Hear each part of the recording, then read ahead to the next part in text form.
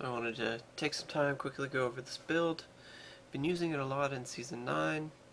I found it very adaptable, very versatile. You can swap around a lot of items to fill a different type of role when you're farming, which is very nice. And overall, I just think it's a really good build.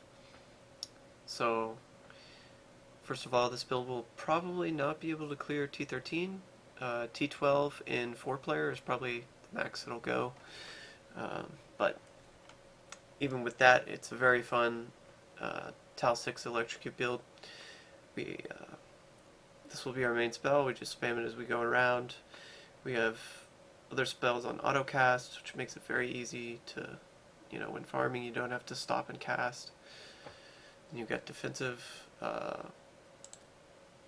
Should be Frozen Storm. Anyway, what this does is basically just puts up an, little damage dealing, chilling sort of aura that helps proc your pain enhancer and give you more attack speed.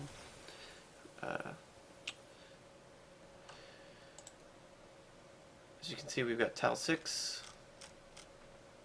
The interesting thing here from the other Torment farming build, the T13 variant, is we swapped out Bandit Trapped, so it's a pretty big damage loss, but you're farming T11, T12, doesn't much matter. It's more of a convenience with this build, and being able to swap out the items as needed.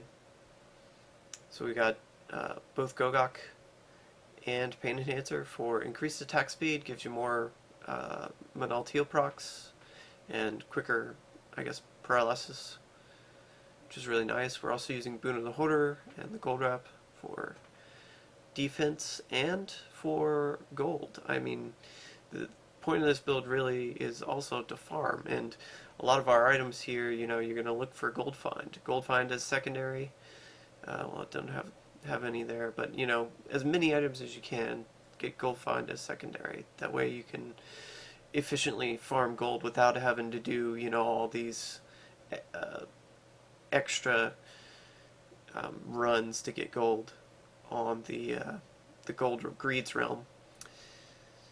So, cool thing here is the core build uses Velvet Caramel for the double number of chains. However, you can swap this out.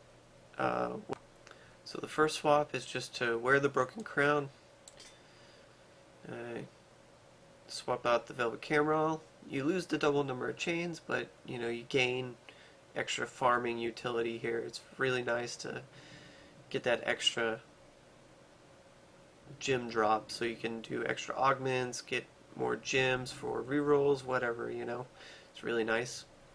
Another variation you could do is, since the boot slot isn't 100% necessary, I mean, it's a nice effect, but in 100% necessary, you can just swap in the sages, the helm, and the boots, and since you're already wearing the Ring of Royal Grandeur, it's really easy to just pop it in and go and get those extra Death's Breath wherever you need them, and it's a perfect build for farming Death's Breath too. I mean, you can't do quite as high as T13, but T12 gives quite a few Death's Breath as well. And yeah, you want attack speed, as many rolls as you can. This isn't perfect love. You want 7%, 7%, 7%, and even your amulet 7% as much as possible. Chest, weapon. We are using the Averis band, so it makes it super easy to pick up those globes as you just fly through and pick up gold and globes, and you don't even have to worry about it. That's the other advantage of this sort of setup. Even though it's a little bit weaker, it's very convenient, especially with the Nemesis bracers here. Don't even have to swap them. We're using an Aether Walker too, so you don't have to worry about killing elites if you got a cruddy rift. All around, really nice build. I use the homing pads here, but they seem to be bugged with dodge at the moment, so they might not be the perfect pick. They're probably the best pick. What happened in Season 9 was the Corruption Shoulders, which used to give a lot of pickup radius, are no longer really viable because they reduce the range at which the radius from that item. So homing pads became the next best because you don't even have to swap them in. You can just teleport back to town whenever you need to. But even these, when you've got the dodge from Gogok of Swiftness applied, you can still get interrupted. That's the bug. You can still get interrupted when your Gogok of Swiftness is active. So if you don't like that, you can still just use a different shoulder, any ancient shoulder that has good rolls. Maybe even a Spoilers of Zakara, get the indestructible items. Just be a nice quality of life thing. So just something to look out for. And yeah, pretty nice build. I like it. So hope you like it too. Especially beginning of season, this will be really nice. Just remember, Mycans is pretty much required for this build. The chaining back to self is basically what gets you most of your damage anyway. Shaman Dilseer also required for the attack speed bump. And Manald Heal, you want to pretty much, if you get a good one, you can wear it, but it's really hard to get a good one, so most of the time you're going to be wearing your Ring of Royal and just cubing this. But if you do happen to get a good one, definitely wear it, and yeah, there you go. For your Templar, you just want to give him anything really that has Gold Find or Magic Find on it. Attack speed and cooldown rolls, if you can fit them in on the items as well, but primarily just look for Gold Find and Magic Find. You could put in an Avaris Band here, it has Gold Find. Anything. You could also opt for the secondary ring slot. I would keep the Oculus ring here because it does give a lot of damage, but for your second slot here, you could also go with Nagel Ring, gives Magic Find. So that's another option. There are a lot of amulets that have a secondary with up to 100% gold find, so it's pretty easy to find one of those. You could either use a Devil's Tongue or the Sunkeeper, rolls with gold find, so those are good weapons. And they inherit something like either 10 or 20% of whatever rolls Magic Find and Gold Find they have, so those are good for a farming setup. Just keep that in mind. One thing before we go, remember Green Gem and the helmet. Definitely the best option here since we're looking to get more gold. I mean, my gold find's pretty low right now because I'm missing a lot of rolls, but when optimized you'll have a lot of gold find. So there are a couple skills you could possibly swap out. I like to run with Galvanizing Ward, but you could use practically any skill you want for the slot. Blur, Power Hungry, Glass Cannon, all good choices. So pick whatever you want for that slot.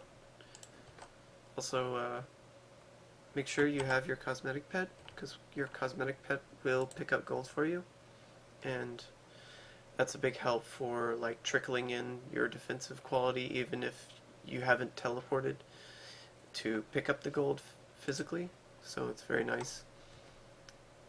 Little tip there.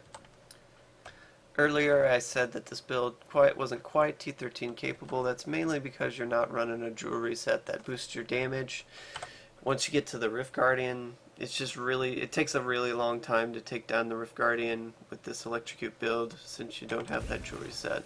And one thing you will have in Season 10, one option, is you could swap out the magic weapon for the Lightning Hydra. And you run the Lightning Hydra purely for the Rift Guardian. You don't really put the Lightning Hydra down until you get to the Rift Guardian. And it'll be a little bit slower than you would see in other Hydra builds because the Hydra isn't really buffed by... it isn't attacking faster because you don't have Tasker and Theo, and you don't have super high attack speed like you would with an Archon build, so it's a little bit slower, and you only have one Hydra, not two, so it's a little bit slower at chunking down the Rift Guardian. The other thing is Hydra and Electrocute seem to be conflicting in some way.